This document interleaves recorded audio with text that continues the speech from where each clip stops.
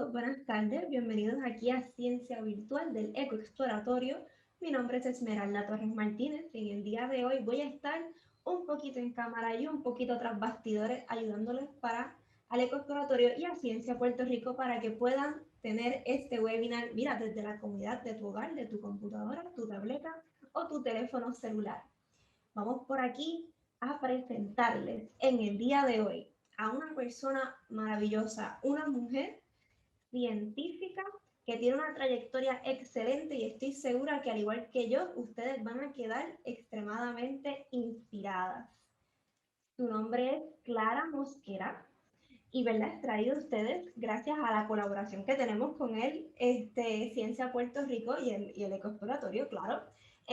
Y gracias al auspicio de AAAS, a If Then Ambassador y a Pfizer.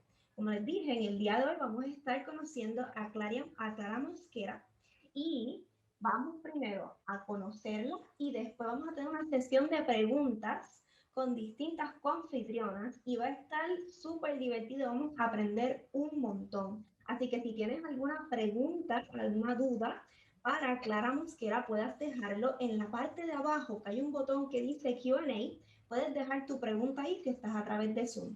Si estás a través de alguna red social como Facebook, puedes dejar tu pregunta en la sección de comentarios y se la vamos a hacer llegar en vivo a Clara Mosquera para que la pueda contestar. Ahora sí, sin más preámbulos, le voy a pedir a nuestras confitrionas y a nuestro recurso del día de hoy, Clara Mosquera, que vayan encendiendo sus cámaras y sus micrófonos para que las podamos conocer. Por ahí tenemos a Gretchen, a Beatriz, a Liz también está por ahí y Clara también ya puede ir comenzando a prender su cámara y su micrófono. Saludos, Gretchen. Saludos, Esmeralda, gracias a ti y a los amigos del Ecoexploratorio en esta tarde de nuevo en esta charla de Juntas Podemos. Juntas Podemos es una iniciativa del programa de Niñas Embajadoras STEM Semillas de Triunfo y estamos muy honrados de primero a nuestras confitrionas y nuestra conferenciante del día de hoy y gracias a AAAS, If Then y Pfizer por el apoyo. Voy a mencionar quién me acompaña, pues me acompaña hoy la doctora Liz Hernández, coordinadora de Semillas de Triunfo, y también Beatriz Méndez, quien es embajadora IFDEN y que nos acompaña como coanfitriona. Bienvenida, Liz. Gracias mil, Gretchen. Pues más que contenta de estar aquí en el día de hoy y muy ansiosa de saber qué es lo que nos trae Clara hoy en esta conferencia. Así que yo sé que la vamos a pasar de lo lindo. Bienvenidos a todos los que se están conectando. Así que espero que una, aprendan y dos, que se lo disfruten muchísimo. Así que los dejo con Bea. Finísimo, ¿no? Muchas gracias, súper emocionada. Yo voy a contarles un poquito sobre Clara y luego Clara va a empezar su presentación. Entonces voy a leer aquí porque esto no quiero desperdiciar ni una palabra.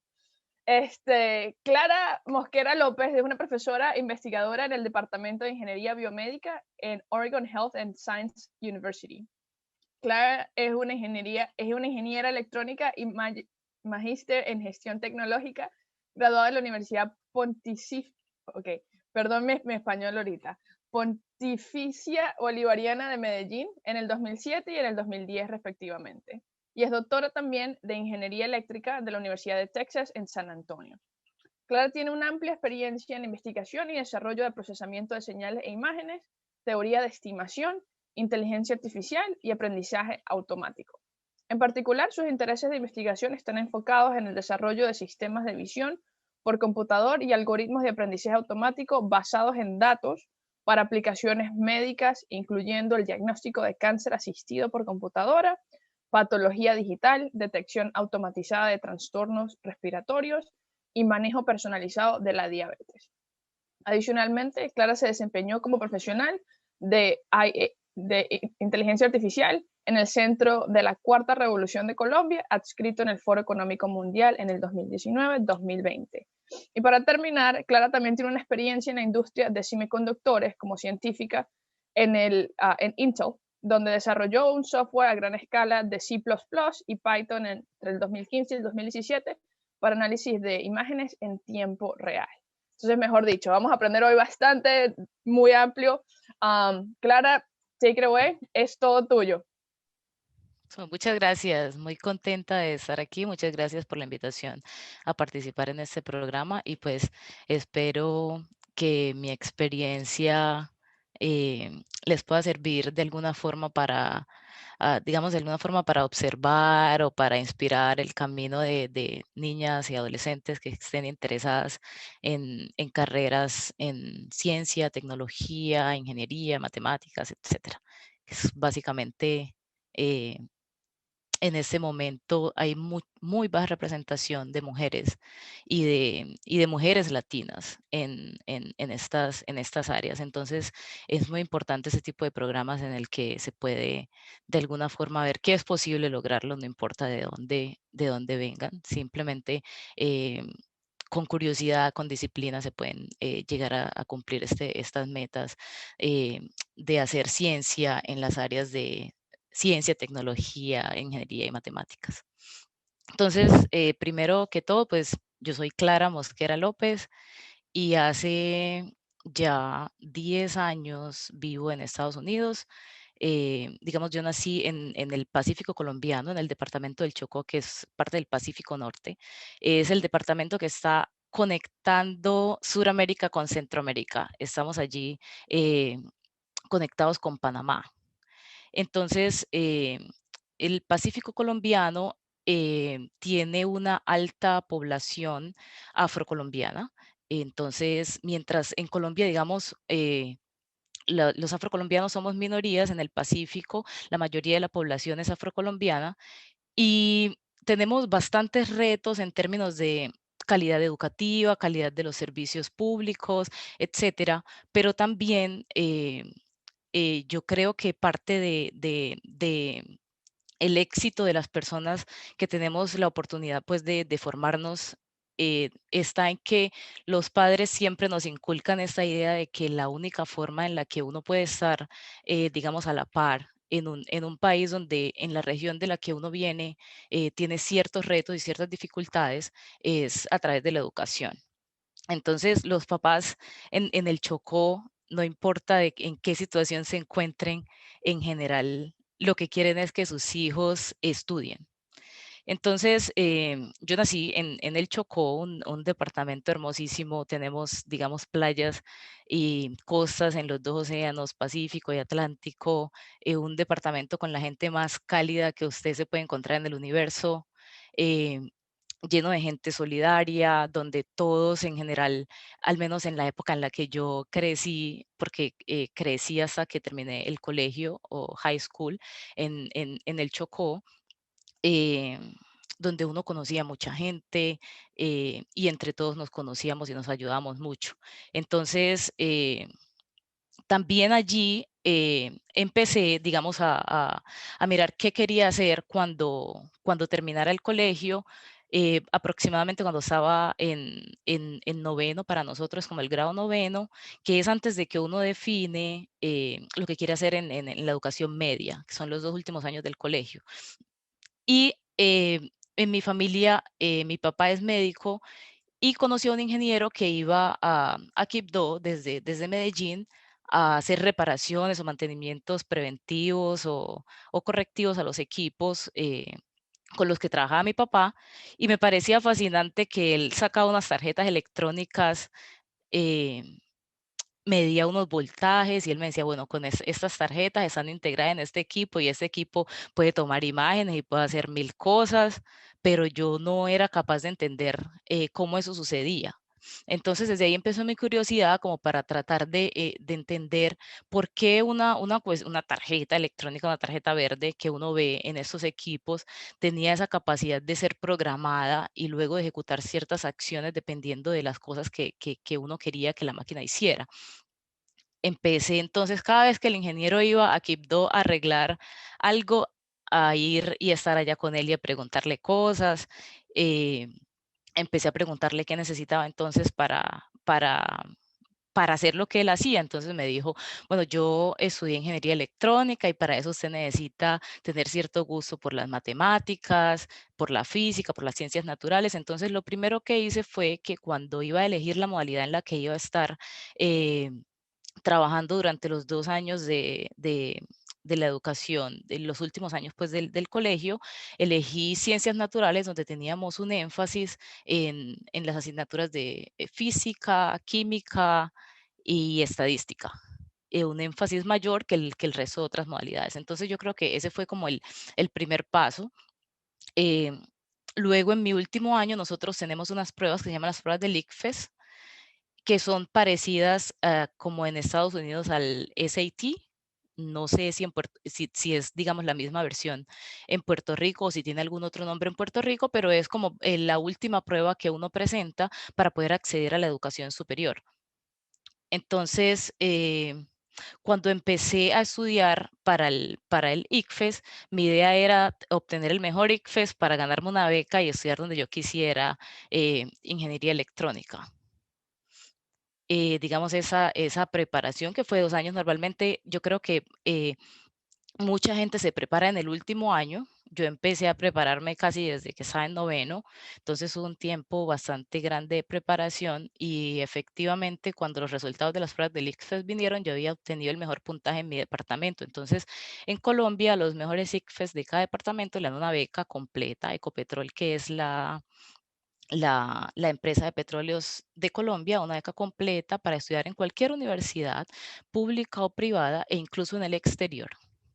Entonces, en mi familia querían que yo estudiara medicina. Yo estaba hasta el último día. Mi papá, que es médico, me decía, espera un momentico, discutamos ya el último día que tenía el deadline para hacer la inscripción a la universidad. Espera un momentico, discutamos o hablemos un poquito más. Y bueno, yo quiero que usted estudie medicina, y ya, de verdad que no me gusta la medicina como tal. eh, a lo último me dijo, bueno, entonces no medicina, pero derecho. Y yo no, ahí sí que menos derecho, no. Yo ya estaba prácticamente decidida en que quería estudiar ingeniería electrónica, basada pues en la experiencia que había tenido observando lo que hacía este ingeniero. Y bueno, al final estudié electrónica en Medellín porque en el Chocó ahora ya tenemos más universidades, pero en ese momento había un par de universidades, pero no tenía esta carrera. La mayoría de las carreras que estudiaban las personas que estudiaban en la universidad que había en el Chocó eran carreras relacionadas con licenciaturas para enseñar. Entonces, no había muchas ingenierías y menos ingeniería electrónica o ingeniería de sistemas, ingeniería química. Incluso en este momento eh, hay muchas ingenierías que no se pueden estudiar en el Chocó. Entonces, uno debe salir, normalmente, pues yo salí a los 16 años de Quibdó y me fui a Medellín a estudiar ingeniería electrónica en la Bolivariana. Y en el primer semestre yo venía de ser supuestamente el mejor ICFES del Chocó, con beca y todo Ecopetrol. Y cuando llegué el primer semestre, yo creo que, por ejemplo, en estadística yo sentía, ok, yo he visto 2 años adicionales de estadística más que cualquier otro bachiller. Y todo lo que yo había visto en esos 2 años, el profesor lo explicó como en una semana. O sea que hasta ahí me llegó todo el conocimiento y todo el background de estadística que tenía. eh, y fue un choque bastante difícil el primer semestre. Muchas cosas en las que uno se da cuenta que hay diferencias, digamos, en la calidad de la educación entre el Chocó y otros departamentos. Por ejemplo, yo sí había visto un logaritmo, por ejemplo, esa función en la calculadora y probablemente la había usado, pero no tenía ni idea. Cuando llegué y me explicaron el logaritmo, cómo funciona, todo el tema, todos los demás compañeros sabían que era el logaritmo y yo no tenía ni idea. Entonces, mi primer semestre de la universidad fue difícil. Me acuerdo que tuve que trasnochar, yo creo que casi los 4 meses, porque 16 semanas dura el semestre, casi todos los 4 meses trasnochando día y noche para sacar el semestre adelante. Afortunadamente lo saqué adelante. Recuerdo que mi papá me decía, bueno, ¿qué hay que hacer? Dígame si es que necesita un profesor, dígame qué necesita, pero usted no puede ir allá a fallar pues en este semestre. Entonces, bueno, yo dije, no, yo no creo que necesite un profesor, necesito esforzarme porque pues, son cosas que yo debería de pronto haber aprendido, pero que no las tengo que esforzarme más que los demás. Así fue, conseguí profesores, digamos, en ese camino de mi semestre un profesor que era mi profesor de introducción a la química, había trabajado en Ismina, en el Chocó, entonces de pronto, digamos, se conectaba conmigo en ese sentido y me ayudó mucho pues a navegar el primer semestre de la universidad. Afortunadamente todo exitoso, el segundo semestre hacia allá, yo ya me sentía pues como pez en el agua. Entonces, de, de la universidad, digamos, ¿qué puedo decir? Eh, Uno, tratar de, aunque digamos, las calificaciones no son un determinante, en muchas oportunidades que a uno se le pueden presentar son requeridas. Entonces, ojalá pues tener buenas calificaciones, no es necesario y eso no mide la capacidad de una persona de ser exitoso, pero para ciertas oportunidades, digamos becas o para aplicar a ciertos programas, pues las calificaciones son muchas veces digamos, el punto de entrada. Entonces, tratar de obtenerlas de la forma más honesta posible, pero sobre todo yo creo que ser muy curioso, tratar de aprender o de ir más allá de lo que le ponen a uno, digamos, a disposición los profesores en las clases.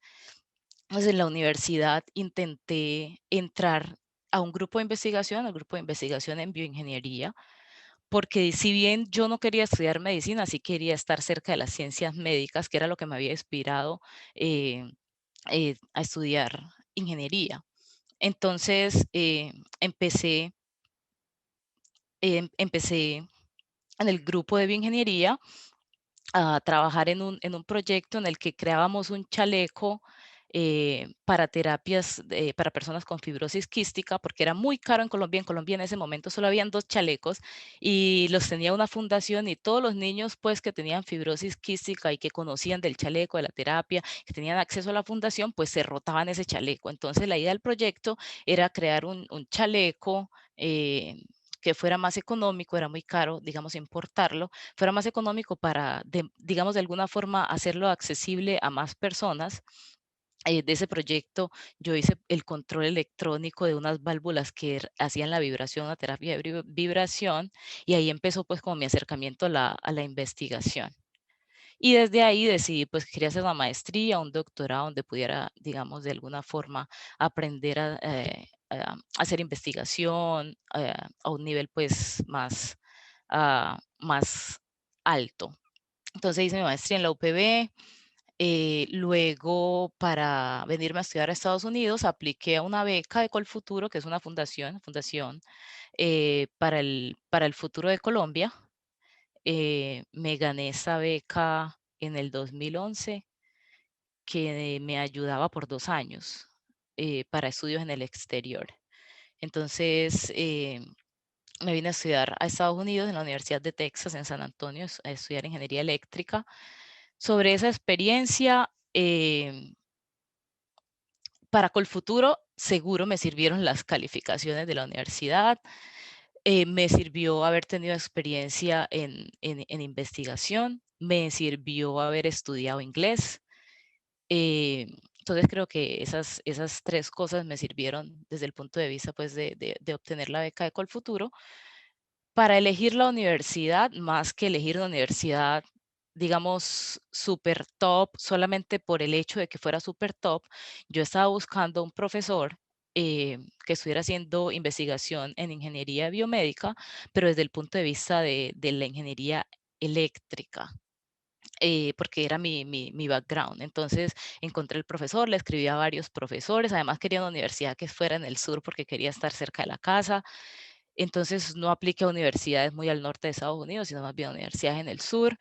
Y bueno, me vine a estudiar el doctorado, 4 años. En el doctorado, mi investigación fue la aplicación de la inteligencia artificial, que es, digamos, en palabras así como sencillitas, eh, tratar de hacer que las máquinas tengan algunas capacidades de ejecutar acciones como la ejecutaría una persona. Entonces, la idea de mi tesis doctoral fue crear un sistema que leyera las biopsias, que es lo que hacen los patólogos, y tratar de diagnosticar automáticamente si en una biopsia había cáncer o no y el grado del cáncer, digamos, desde poco agresivo hasta muy agresivo.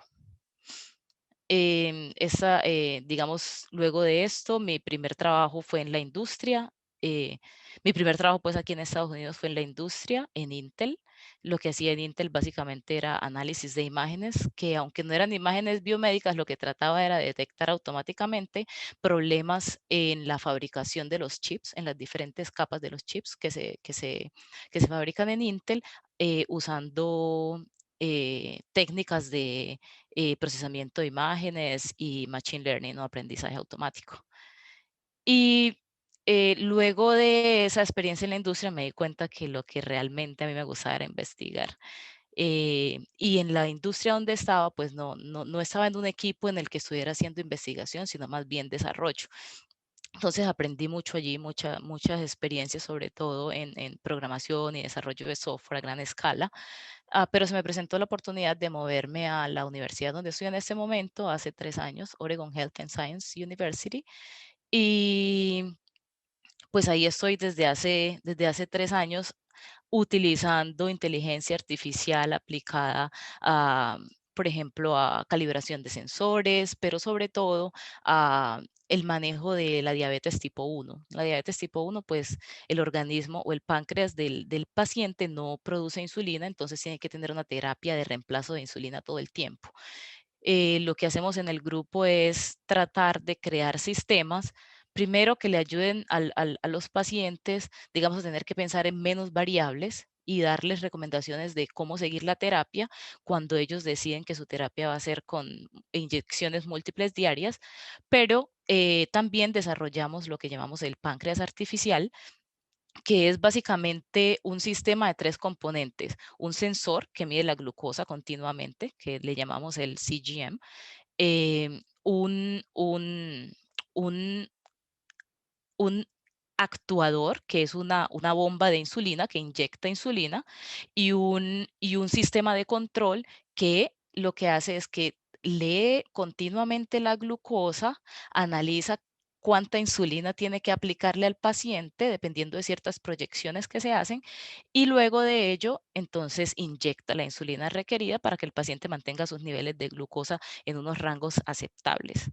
Entonces, digamos que ese es el trabajo que hago en este momento, y ya se me acabaron los 15 minutos que tenía para contarles un poquito sobre las cosas que hago, de dónde vengo, las cosas que hago, y pues ahí sigo creciendo. En la universidad, muy importante, digamos, de las cosas que he aprendido, es tener mentores en el proceso. Siempre uno de mis mentores me dice que sus mentores deben ser siempre una persona que esté a su mismo nivel y una persona a la que usted quisiera quitarle el trabajo para que le enseñe eh, cómo llegó hasta donde está. Entonces es muy importante tener mentores, mujeres, porque la experiencia de las mujeres es muy diferente a la experiencia de los hombres, pero hombres también, porque ellos se ayudan mucho a navegar cómo ellos piensan, y ellos son la mayoría. Entonces, es muy importante también tener mentores hombres. Em, Eso tenía para contarles en estos 15 minutos, y estoy aquí lista para responder a preguntas que puedan tener. Muchas gracias, Clara, por esa anécdota, por esa historia bien, ¿verdad? Ordenada de cómo fue que hiciste tu carrera. Algo que te quería mencionar antes de pasar a las preguntas, me identifiqué mucho con tu historia, sobre todo porque cuando yo me fui a una escuela especializada en ciencias y matemáticas de escuela superior, lo que es high school, cuando yo llegué allá, venía de un grupo supuestamente avanzado en matemáticas, y cuando llego allá yo no sabía nada, o sea, comparado con los de mis amigos. Y me tocó sábados, domingos, horas extras y todo para poderme poner al nivel de mis compañeros, ¿verdad? Y poder ser exitosa. Así que cuando escuché eso de tu parte, pues me identifiqué mucho, y para que vean que realmente esos obstáculos pueden ser bastante normales y bastante comunes. Lo importante es que nosotros hagamos el trabajo, ¿verdad? Para poder llenar esos vacíos o ponernos al día y aprender lo que necesitamos para estar a la par de lo que exige la universidad o la escuela en el caso de las chicas. Vamos a pasar a mirar algunas de las preguntas. Voy a comenzar por aquí. Tenemos una pregunta que hace una persona anónima, que no tengo su nombre, dice, cuando estuviste ya en el grado, no sé si en Colombia es escuela superior grado 12, como en Estados Unidos, de la preparatoria, cuando te gradúas antes de ir a la universidad, ella quiere saber si tomaste alguna clase avanzada que te haya ayudado en tu carrera. Algo que se considere en tu país avanzado como tal y no del currículo normal de los estudiantes. No, lo único que sí hice fue cuando decidí la modalidad hacer énfasis en ciencias naturales, entonces teníamos de alguna forma un poco más de horas para asignaturas como química, física, matemáticas y estadística, pero no tomé ningún curso avanzado. En Colombia nosotros el bachillerato es de grado 6 a 11. Y en noveno, uno puede decidir qué va a hacer en 10 y 11. Entonces allí en esos 2 años, digamos, me enfoqué en todos los temas relacionados con las ciencias naturales. Por ejemplo, me acuerdo que el primer año había estudiado química inorgánica y de la química orgánica no entiendo nada. La química de 11 no, absolutamente nada. No, esa es la más fácil, la química, eso apenas es contar carbonos. Me acuerdo que me decía un profesor. Y no, o sea, no aprendí, no entendí química orgánica para nada. Bueno, estoy segura que hay muchas más de esa manera. Voy a dejarlos con Liz. Liz, ¿estás por ahí para alguna pregunta? Sí, claro que sí. Aquí hay una bien interesante. Dice así de Soleil Maris Rodríguez, de una de las chicas de Semillas de Triunfo, dice, yo quiero estudiar ingeniería mecánica. ¿Me puedes dar algún consejo? Bueno, yo estudié ingeniería electrónica, pero digamos, en la escuela de ingenierías de la Bolivariana, estábamos conectadas pues todas las ingenierías, al menos por los primeros 5 o 6 semestres. Entonces, básicamente yo creo que para arrancar con el pie derecho, si quieres hacer ingeniería mecánica, sobre todo, aparte de las ciencias naturales normales y las matemáticas, cálculo, física, algo que yo veía mucho en lo que los ingenieros mecánicos hacían mucho más énfasis que nosotros, los ingenieros electrónicos, aunque compartíamos cursos en ese en esos niveles era que ellos hacían muchos temas relacionados con diseños y proyecciones. Entonces, por ejemplo, mi ubicación espacial es terrible. O sea, yo sin un GPS no voy a ningún lugar.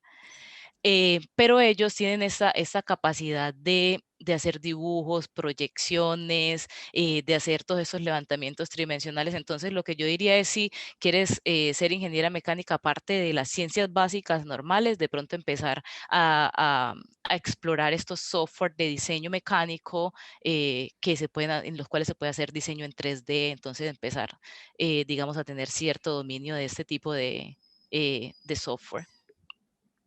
Ok, muchas gracias. Acá tengo una bien interesante de un espectador anónimo y yo creo que a veces es el miedo de muchos de nosotros que pues hablamos español y después tenemos que cambiar al idioma inglés. Dice, ¿cómo te fue o cómo te sentiste al cambiar de estudio universitario de español a inglés completamente? Bueno, yo tuve la oportunidad de estudiar un par de meses mientras preparaba el examen, el GRE, que es el examen que hay que presentar para poder aplicar a las universidades en Estados Unidos. Estuve 3 meses en la Universidad del Sur de Carolina. Entonces ahí estudié un poco de inglés y digamos el choque cuando llegué aquí cuando llegué a San Antonio a estudiar el doctorado no fue como tan grande porque ya había estado en Carolina, pero yo creo que lo más importante, digamos, lo que yo más aprendí de toda la experiencia, porque cuando llegué no entendía muy bien el acento de las personas que estaban hablando inglés, me parecía que me hablaban demasiado rápido. Entonces, lo más importante que yo hacía era tratar de entender el contexto desde el punto de vista de escuchar, no tratar de entender cada palabra, sino el contexto en general y no preocuparme mucho, y de hecho todavía lo hago, no preocuparme mucho por mi pronunciación. Yo trato de hacerme entender en inglés, pero no trato que mi pronunciación sea perfecta, porque entonces voy a pensar, digamos, me pongo a pensar mucho cómo debo pronunciar y yo digo, bueno, cuando una persona que habla inglés va a Colombia o nos habla, nosotros le entendemos cuando ellos dicen yo querer tal cosa. Ellos igual nos entienden a nosotros cuando nosotros medio les hablamos con el inglés. Entonces, como no preocuparme mucho por cómo pronunciar. Entonces, desde el punto de vista de la escucha, entender el contexto, desde el punto de vista de hablar, no preocuparme mucho por tener como una pronunciación perfecta, sino tal vez hacerme entender.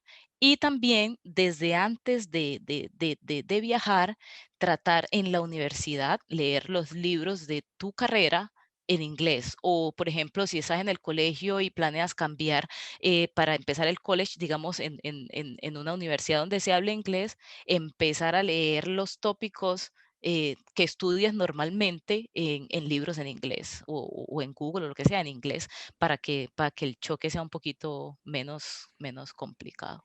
Sí, me parece que ese consejo es excelente. De hecho, así fue que yo aprendí inglés. Yo entré a la universidad y yo no sabía inglés. Yo empecé a aprender leyendo los libros de biología y leyendo los libros de química, así que me parece excelente. No sé si Gretchen tenga alguna pregunta del público o vea. Sí, voy a comenzar yo. Aquí hay Ujú. una chica, ella es Ariana Colón y ella pregunta, ¿qué es lo más que te gusta de tu trabajo? Esa pregunta es excelente. Yo creo que lo que más me gusta es que estoy en un ambiente en el que las cosas que desarrollamos rápidamente las podemos ver aplicadas en los pacientes. En la universidad donde yo estoy, la universidad tiene un hospital. Mi grupo de investigación somos ingenieros, pero también hay médicos. Entonces, básicamente nosotros hacemos proyectos, digamos, de 4 años, los 2 primeros años haciendo ingeniería, pero los 2 años que siguen hacemos estudios clínicos. Entonces, básicamente lo que uno desarrolla rápidamente lo ve aplicado en beneficio de los pacientes. Entonces, yo creo que eso es lo que más me gusta del trabajo. Aparte de que me parece que en la academia uno tiene como mucha libertad de poner a volar su imaginación. A mí se me ocurrió que puedo hacer, que puedo resolver este problema usando estos métodos y pueda que eso no te lleve a ningún lugar, pero eso todavía es un buen resultado en investigación, algo que usted, un camino que uno ya recorrió para que otra persona que se le ocurra la misma idea, porque es muy difícil, mejor dicho, cuando a usted se le ocurre una idea, ya hay mucha gente incluso trabajando en esa idea. Uno no puede pensar que las ideas de uno son como las más novedosas. Eh, pero si ocurre que tu idea fue novedosa y que hubo una falla que no permitió que se cumplieran los objetivos, al menos alguien puede tomar ese aprendizaje para partir de allí, de pronto ver qué errores cometí yo que se puedan solucionar, ver el problema o la solución desde otro punto de vista. Entonces, es muy chévere pues tener esa libertad de ser creativos en la academia. Beatriz, gracias Clara. Beatriz, ¿tienes alguna pregunta de las chicas? De las chicas, no, pero ahorita reviso para la O próxima tuya. ronda. Pero iba a hacer una pregunta, porque lo que dijiste al principio de cuando te enseñaron que un algoritmo te tomó varias veces, igual me pasó a mí. O sea, la primera vez que yo aprendí a hacer código en las clases de código fue algo así como que, wow, ¿cómo todo el mundo entiende y yo no? Y algo que me gustaría que compartieras con las chicas es la perseverancia, ¿no? Es si es algo que quieres que se puede intentar, así tome una vez o te tome 10. Eso es la primera cosa, ¿cuál es tu advice on that? Y la segunda cosa es, ¿qué tanto haces de código? ¿Verdad? Para que la audiencia tenga como un punto de referencia. ¿Y qué tanto te tuviste que preparar en el área de biomedicina o de biomédico? Porque, por ejemplo, lo pregunto, porque yo también trabajo en tecnología, en la parte de computer science. Y entonces hay cosas que nosotros hacemos que es relacionado completamente a la tecnología y me encanta que tú has trabajado o sea, con Intel y también estás en la parte de la academia haciendo cosas con biología. Y hay gente que tiene intereses muchísimos en lo que es todo lo que es el biotech. Entonces, que cuentes un poquito de eso, qué tanto hay que prepararse y si yo soy un crack haciendo código, pero no sé nada de medicina, ¿tengo chance? Claro que sí. Pues yo no sé nada de medicina. Yo sé, por ejemplo, de diabetes. Ok, ¿Por qué? mira. Porque me siento en las reuniones del equipo con médicos, entonces uno empieza como a aprender, digamos, los conceptos básicos, ¿verdad? Entonces yo creo que lo más importante es que uno tenga esta idea de que, por ejemplo, la programación le puede servir a uno para cualquier cosa. Entonces había un amigo que siempre decía, aprenda a programar y luego aplique la programación a lo que lo apasiona. Es muy bonito programar porque usted puede resolver cualquier tipo de problemas. Entonces, uno a veces necesita un poco de ayuda, por ejemplo, de los médicos. De hecho, por ejemplo, ahorita yo puedo hablar con cierta propiedad de algunos temas de diabetes, pero he hecho proyectos en esclerosis múltiple. Y para eso hemos llamado a una neuróloga al equipo para que nos instruya y nosotros hacemos programas, digamos, para detectar caídas en personas que tienen esclerosis múltiple. Pero entonces ella es la que nos dice, por ejemplo, a mí me sirve un sistema solamente si puedo detectar el 70% de las caídas con tantos falsos positivos al día o cosas de ese estilo. Los médicos son los que nos guían pues como en el desarrollo. Si eso es lo que uno quisiera hacer, es decir, si uno quiere hacer como inteligencia artificial aplicada o ingeniería aplicada o desarrollo de software aplicado. Si uno lo que quiere hacer es hacer investigación básica en ingeniería biomédica, entonces allí sí, digamos, la ruta es una ruta diferente. Entonces, en ese sentido, pues sí habría que prepararse, no sé, de pronto a un nivel de especialización o maestría en temas relacionados con medicina o biología, de lo que se quiera tratar, y, y entonces luego sí empezar a hacer proyectos, pero en ese caso, pues la persona que hace bioingeniería, pues va a servir es como guía para gente como yo que hace software o de desarrollo o en inteligencia artificial aplicada. Entonces, dependiendo como de cuál es el enfoque que se le quiera dar a la carrera, asimismo es la preparación. Y con respecto a la programación, yo creo que incluso los programadores senior que llevan mucho tiempo haciendo programas, usan Stack Overflow, igual que cuando se ha programado por un solo día. Y segundo, lo importante es resolver problemas. Un problema, por ejemplo, una función, y yo quiero hacer esta función que imprime todos los números primos. Entonces, primero yo lo hago a la fuerza bruta, voy buscando uno por uno todos los números primos. Después, en algún momento, cuando tenga tiempo, cojo el mismo problema cuando tenga ya un mes de haber programado y seguramente se me ocurre algo distinto para hacerlo más eficiente.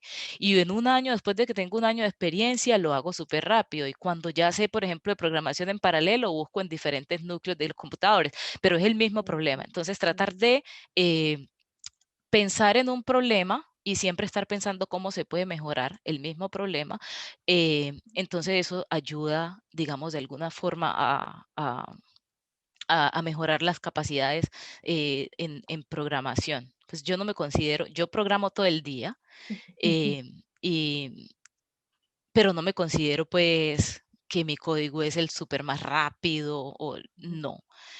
Solamente que cada vez que encuentro oportunidades para mejorar lo que he hecho, vuelvo al mismo problema y mejoro el código. Entonces ahí pues voy aprendiendo. No, buenísimo. Muchas gracias por responder eso. Gracias. Gracias. Gretchen, ya encontré dónde está el Q&A button. Perdóname. Así que ya en la próxima ya I got it. Liz, ¿tienes alguna pregunta que quieras? Hay unas cuantas preguntas en espera. Sí, mira, acá Edmarie escribe, ¿quién fue su modelo a seguir? Bueno, yo creo que una vez ya empecé, por ejemplo, cuando uno está en Kipdo, en el ambiente en el que uno se desenvuelve, piensa, por ejemplo, que como digamos el 90% de la población es afroamericana, pues yo no era diferente de nadie allí. Cuando me fui a Medellín, ya uno empieza digamos, a ver ciertas diferencias. Lo que hice básicamente en la universidad fue buscar un modelo me encantaban seleccionar clases con profesoras mujeres. Entonces tengo mentoras desde el primer semestre, mujeres. Claudia Cardoso, por ejemplo, me acuerdo, es mi profesora de cálculo de segundo año. Pero ahora que ya empecé pues en todo el tema, después de que empecé el doctorado, en todo el tema de las ciencias y todo esto, digamos, empecé a estudiar ciertas científicas, empezando por Katherine Johnson, por ejemplo, en NASA, y después salió la película, o sea que mucha gente la conoce. Está la profesora Alejandra Olaya, es colombiana de Bogotá y trabaja en UCL en London, y hace like, como combinación de eh, computación cuántica con biología, entonces es muy interesante.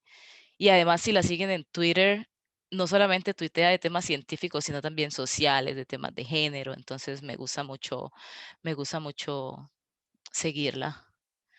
Y así hay, pues, que hay muchas personas en mi departamento en este momento. También siempre veo como a una profesora em, que es argentina, es latina, es argentina que fue a MIT y ahorita es profesora, de los pocos profesores, digamos, eh, tenure en mi departamento es una mujer argentina, se llama Sandra Rugongi. Entonces también como que la miro, o sea, tengo roles que ni siquiera pues llegaré a conocer o no llegué a conocer, y otros muy cercanos que creo que es importante como para uno tener esa idea de que es posible pues llegar donde ya están y tenerlos ahí que uno los pueda tocar pues. Gracias, gracias, Clara. Gracias, Clara. Acá tengo otra interesante, pero no sé si Bea o Gretchen tienen una ya lista, si no yo puedo decir esta. Bueno, voy a decir una. Una es que es anónimo, la persona que pregunta, pero me parece interesante. Está preguntando qué te gustaría crear, qué te falta por crear en tu carrera profesional. No, me faltan muchas cosas. Me faltan muchas cosas. Es que parece que llevara mucho tiempo, pero en realidad en eso, pues cuando uno ve, por ejemplo, la gente que se gana los premios Nobel, se los ganan a los 80, a los 90 años, después de toda la vida, incluso después de que pensaron que lo que habían creado no era tan interesante, resulta que les merece un premio Nobel después de mucho tiempo.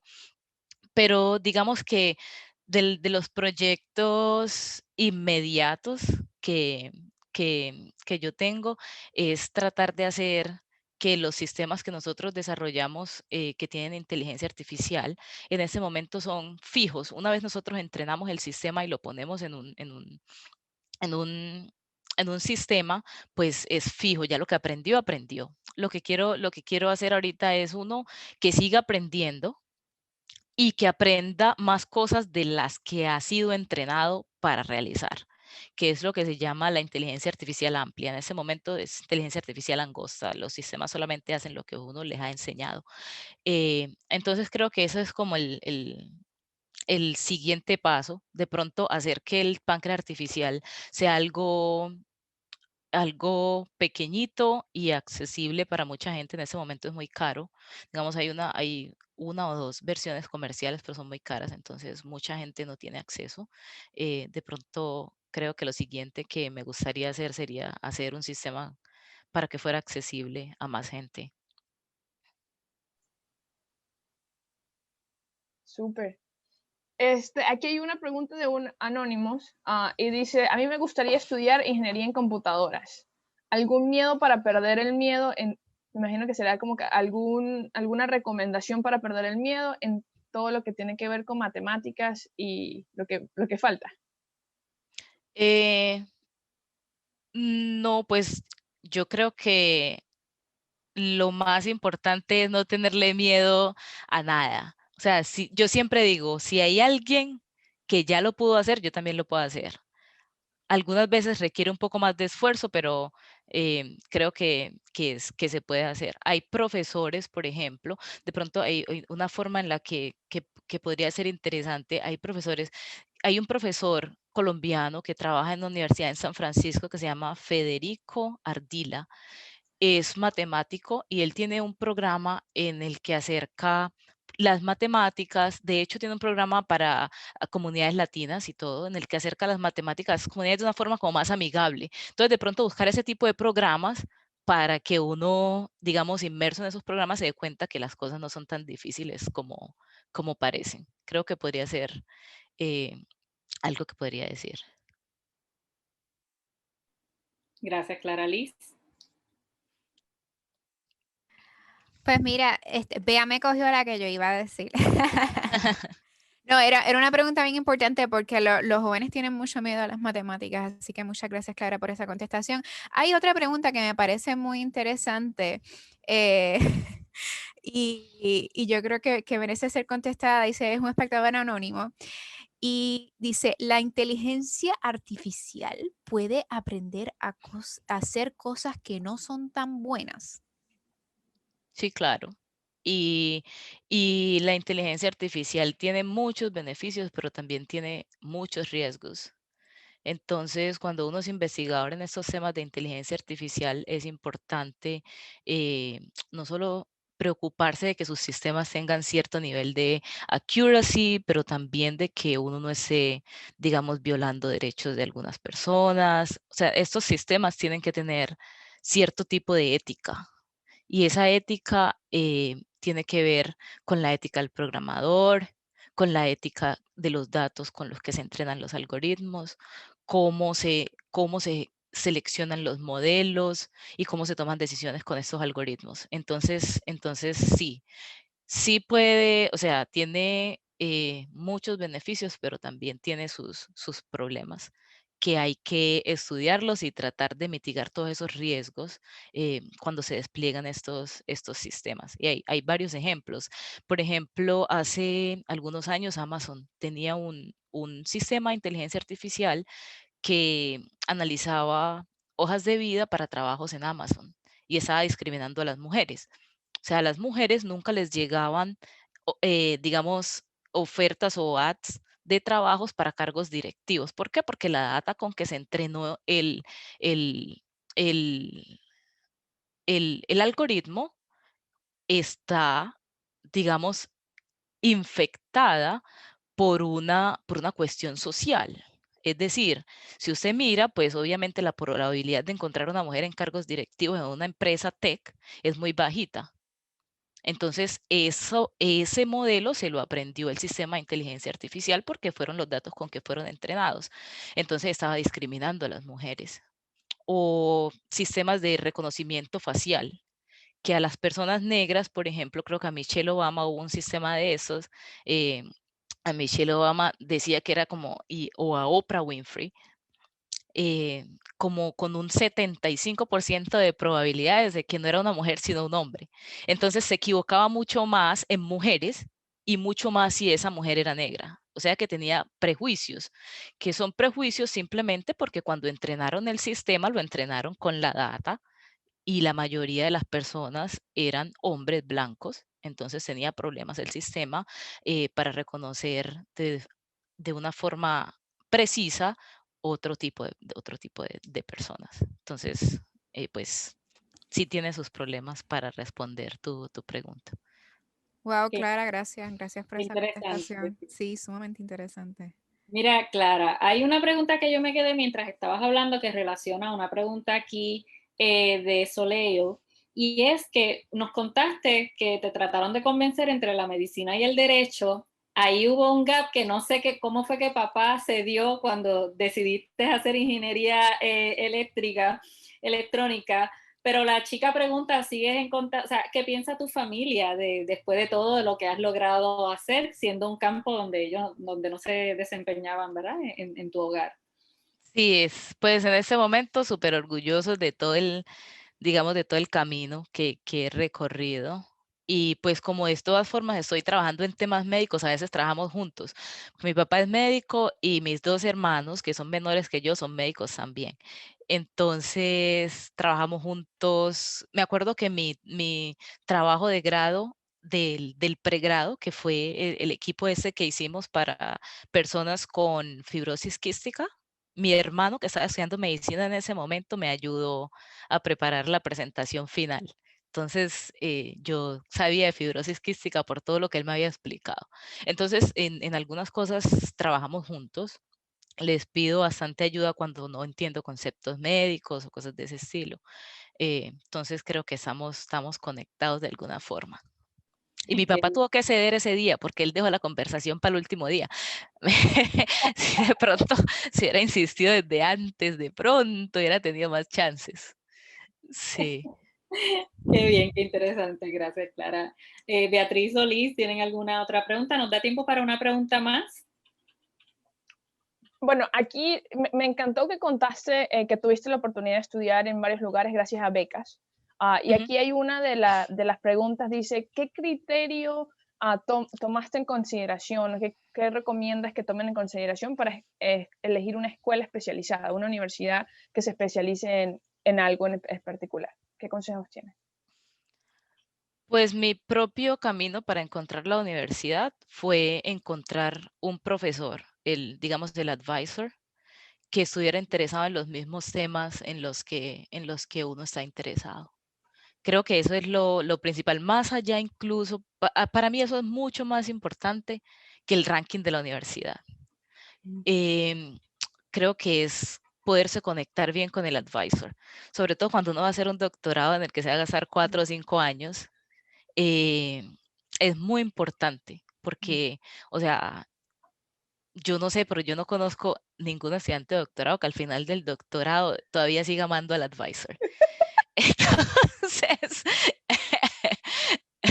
entonces es muy importante, yo creo que encontrar una persona que tenga tus mismos intereses, contactar a la persona antes de pronto, pues contactar a la persona, mirar cómo maneja su laboratorio, cuáles son los proyectos que tiene y si siguen conectados, digamos,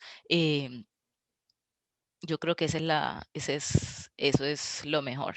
En segundo lugar, entonces, sí seleccionar una universidad en la que uno pueda tener ayudas financieras. Normalmente, cuando uno hace un doctorado, normalmente en la mayoría de las universidades uno tiene como esta facilidad de encontrar ayudas financieras. Y para mí el tercer punto es la escuela, que sea pues una escuela buena, y el lugar, porque uno es estudiante, pero vive en esa ciudad.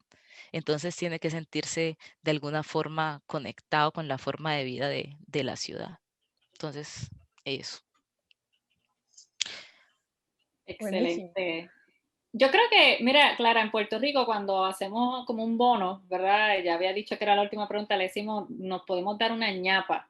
Así que En tenemos Colombia una, también, ¿sí? Ah, qué bien, pues la tenemos una ñapa. ñapa. Vamos a ver, Liz, ¿tienes alguna pregunta que escoger para Mira, la a ñapa? mí, pues la ñapa es la siguiente. Muchas de las chicas a veces tienen duda cuánto es que realmente dura un doctorado. Háblanos entonces un poquito más de eso. La pregunta como tal es cuántos años se necesita estudiar.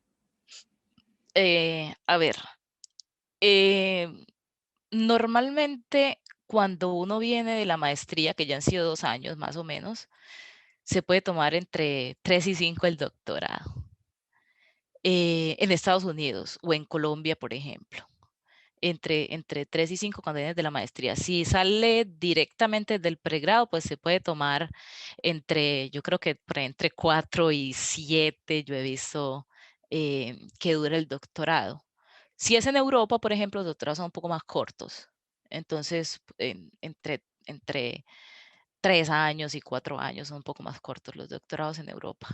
Pero en realidad, pues uno estudia, digamos, clases los primeros 2 años y medio, 3 años, y de ahí en adelante es enfocarse en resolver un problema que uno ha identificado en donde uno puede hacer como un push digamos que el conocimiento está en este punto y uno puede moverlo 1 milímetro, porque uno muchas veces piensa que el doctorado es como inventar una cosa nueva y esto va a ser pues lo último. No, el doctorado es seleccionar un problema en el que probablemente muchas otras personas están trabajando, pero que uno puede mover digamos, la frontera del conocimiento, aunque sea 1 milímetro. Y en eso uno se puede demorar mucho tiempo. Pero es chévere. pues la experiencia, y sobre todo a mí me parece que forma mucho el carácter, cómo uno busca información, cómo uno escribe, cómo uno se comunica con otras personas, cuán, digamos, riguroso es uno para decir algo. Entonces, también eso uno lo aprende en el doctorado, aparte pues de los temas científicos. Gracias, Clara. Excelente. Gracias, Clara. Bueno, ahora sí, nos hemos quedado sin más tiempo. Queremos agradecer inmensamente a Clara Mosquera porque nos haya acompañado y compartido su historia con las chicas. Han estado aquí muy impresionadas, ellas no se han despegado de escuchar a Clara. Gracias, Liz, y gracias, Beatriz, por acompañarnos, y a los amigos del Ecoexploratorio los dejo con Esmeralda. Será hasta la próxima. Muchas gracias.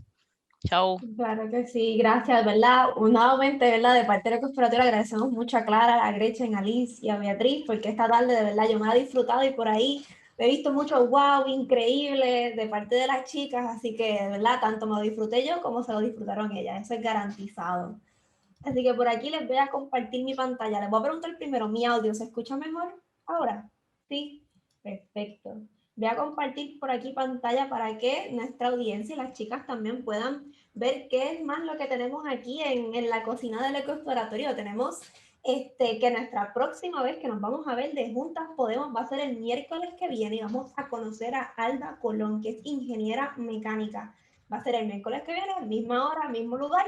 Ya ustedes saben cómo es el mambo y de verdad esa conversación va a estar excelente porque ella es ingeniera de las carreras en NASCAR, así que vamos a disfrutar esa conversación con ella. Y para esta semana, ¿verdad? No hemos terminado esta semana, así que tenemos de ciencia virtual en el Ecoexploratorio 2 webinars muy chéveres para ustedes. El próximo va a ser mañana a las 3 de la tarde, de carreras profesionales también, pero en las ciencias agrícolas, los retos y alcances. Y el sábado tenemos la ciencia, la agricultura y las mujeres. Ese va a ser a las 2 de la tarde. No se lo pueden perder si quieren también seguir en eso de las oportunidades que tenemos las mujeres en la ciencia. Si te gustó este webinar o webinars que vas a ver en esta semana, considera, ¿verdad? A través de tus compras de Amazon puedes entrar, en vez de por Amazon, puedes entrar por smile.amazon.com y puedes escoger al Ecoexploratorio como entidad que va a recibir 1% de la compra que tú realices a través de Amazon.